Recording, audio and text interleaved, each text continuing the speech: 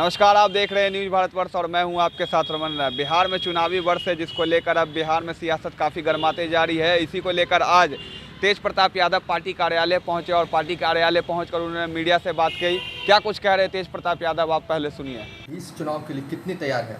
देखिए, आरजेडी शुरू से ही तैयार है, केवल चुनाव ही नहीं।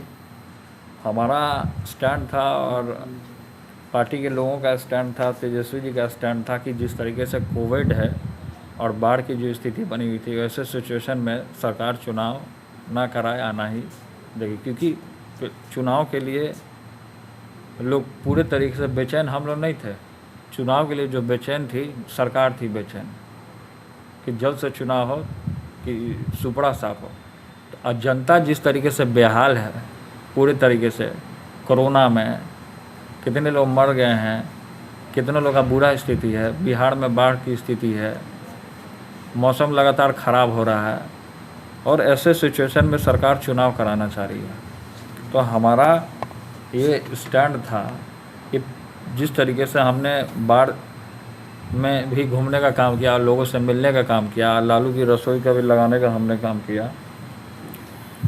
और चुनाव, क्योंकि नीतीश कुमार जी न घर से बाहर निकले, ऐसे सिचुएशन में बिहार की बदतर से बदतर स्थिति बनी हुई है और अभी भी न कोई तो गरीब जनता को पूछता है,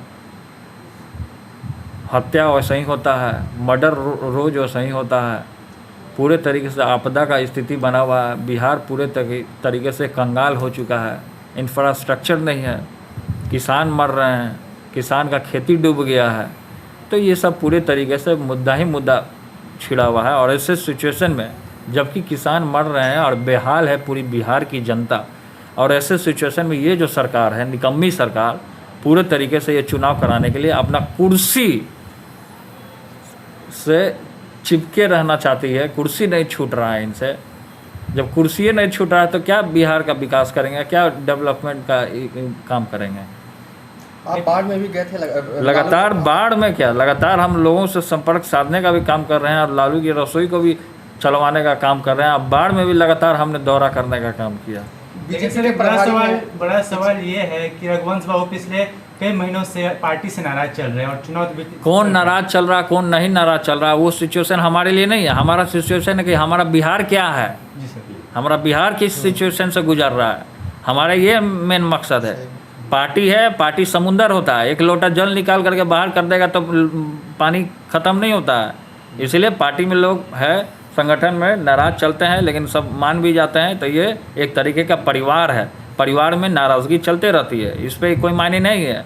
मायने है हमारा कि बिहार किस स्थिति में है और नीतीश कुमार जी आखिर क्यों सोए हुए हैं, आखिर क्यों नहीं उनकी नींद टूटती है, क्यों नहीं जनता को देखने के लिए जाते हैं। जनता पूरे तरीके से बेहाल पड़ा हुआ है, ये हमारा मकसद है। रोज़ हम लोग, तेजस्वी जी हैं, हम लोग हैं, लगातार हम लोग हमला करने का काम करते हैं। कल नीतीश कुमार ने पार्क का उद्घाटन किया, जू भी गए घूमने के लिए। एक तरफ कोरोना है, देखिए, जू जा रहे हैं, वो जू जाएँ, राजगीर में जाएँ घूमने के लिए, कहाँ कहाँ उनका वही काम है, केवल घूमना फिरना उनका काम हो गया, मकसद उनका वही हो गया।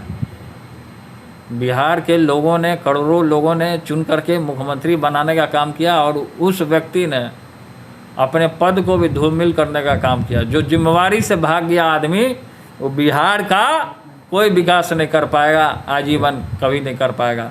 और ऐसे सिचुएशन में जबकि बिहार में जो बाढ़ आया हुआ है, जो ग्रसित लोग हैं, पीड़ित लोग हैं, उन लोगों को सुख में दुख में जाना चाहिए। नीतीश कुमार जी को क्यों नहीं जा रहे हैं? नीतीश कुमार जी जा कर के हाल चाल लेना चाहिए लोगों से। तो ये पार्क में जा रहे हैं, तब पार्क खोलवा रहे हैं। एक सवाल है कि बीजेपी के प्रभारी भूपेंद्र यादव ने कहा है तेजस्वी यादव और तेज प्रताप यादव को ट्विटर और फेसबुक छोड़ देना चाहिए। हम जो इस तरीके का जो आरोप लगाए हुए हैं, हम उन्हीं को बोलना चाहते हैं कि वही राजनीति छोड़ दें, वही राजनीति छोड़ दें, ताकि देश दुनिया का भला हो, बीजेपी सरकार भागे, आरएसएस भागे। हम ये चाहते हैं। और पूरी बिहार की, हम ही नहीं, पूरी बिहार की जनता और पूरे देश की जनता चाहते हैं कि आरएसएस वाले, भाजपा भगवा झंडा वाले भागे यहाँ से। सर, दलित को लेकर बात हो रही है, दलित नेता आपके साथ। देखिए, दलित लोग तमाम लोग हैं, हमने आपको कहा जिस तरीके से आपने सवाल करने का काम किया कि नाराज़ चल रहे हैं लोग, क्या हैं क्या नहीं है।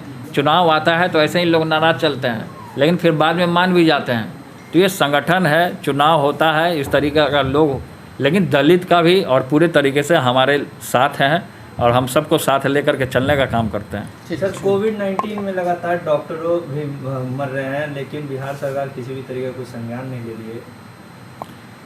आम जनता मर गया, आम जनता एम्स में, एम्स जो अस्पताल है ना, आप देखें एम्स अस्पताल जो है, वहाँ पे एक कोरोना का पेशेंट चिल्लाते रह गया कि हमको इलाज चाहिए, खाना चाहिए, पानी चाहिए, उसको नहीं मिला।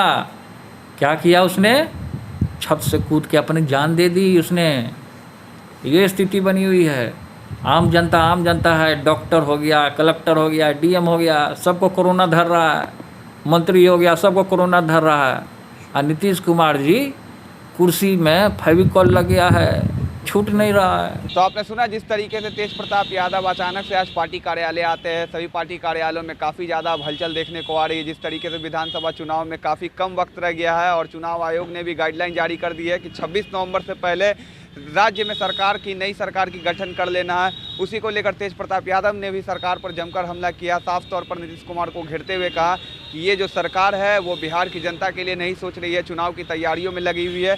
इसको लेकर अब जब चुनाव होनी ही है तो आरजेडी भी अपनी कमर कस चुकी है पूरी तैयारियों के साथ, क्योंकि बिहार की जनता इस बार मन बना ली है कि इस बार बिहार में बदलाव लाना है। और इसको लेकर जम के उन्होंने नीतीश कुमार पर हमला किया है और बताया है कि जिस तरीके से बिहार में स्वास्थ्य व्यवस्था चरमरा चुकी है, सरकार की प्राथमिकता थी कि पहले बिहार की स्वास्थ्य सुविधाओं को सही की जाए या नहीं कि चुनाव की तैयारियों में लगी जाए। अब जब सरकार चुनाव की तैयारियों में लग ही गई है तो राजद ने भी अपनी कमर कस ली है 2020 विधानसभा चुनाव के लिए। बाकी के तमाम खबरों के लिए बने रहे न्यूज़ भारतवर्ष के साथ।